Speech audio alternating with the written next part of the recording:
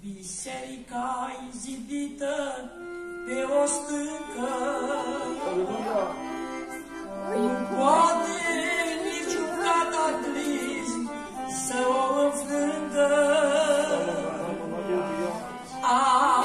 Apostolii, prorocii, stemelia, iar piatra unghiulară e Mesia. Apostolii, prorocii, stemelia, iar piatra unghiulară e Mesia. Biserica-i o turmă ce de viacul a triumfat indiferent de atacul. Nici leul, ursul, leopară sau fiara n-au reușit să o facă să dispară.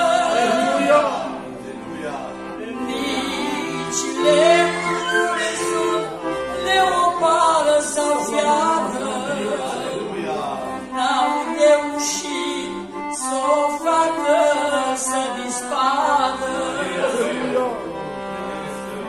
Hristos e cap, biserica e trupul, e un tot armonios trec, nu ești trupul. Prin darul slujbe, dăruiri slujire, lucrarea e urmată de zidire. Prin darul slujbe, dăruiri slujire, lucrarea e urmată de zidire. Biserica-i oștirea ce se luptă, adesea și cu frângeri se înfruntă. Făclia ei nici când nu se va stinge, nici poarta iadului nu va învinge. Făclia ei nici când nu se va stinge, nici poarta iadului nu va învinge. Biserica-i un far luminător, biserica e via, e ogorul, ea trebuie de sus să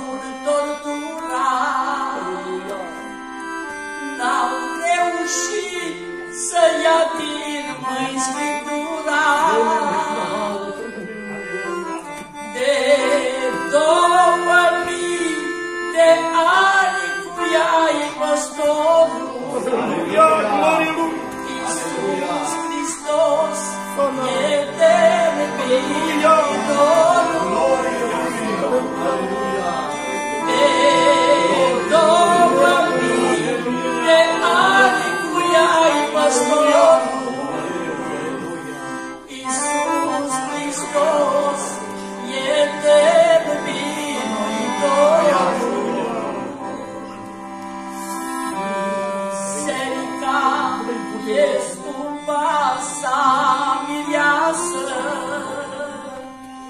de aceea prin trăirea ei aleasă, cu dor așteaptă mirele să vină. Aleluia! S-o ducă în strălucirea sa divină. Dor așteaptă mirele să vină. S-o ducă în strălucirea sa divină. De 2000 de ani cu ea-i păstor. Aleluia! Iisus Hristos e Mântuitorul. Toți de 2000 de ani cu ea-i păstor.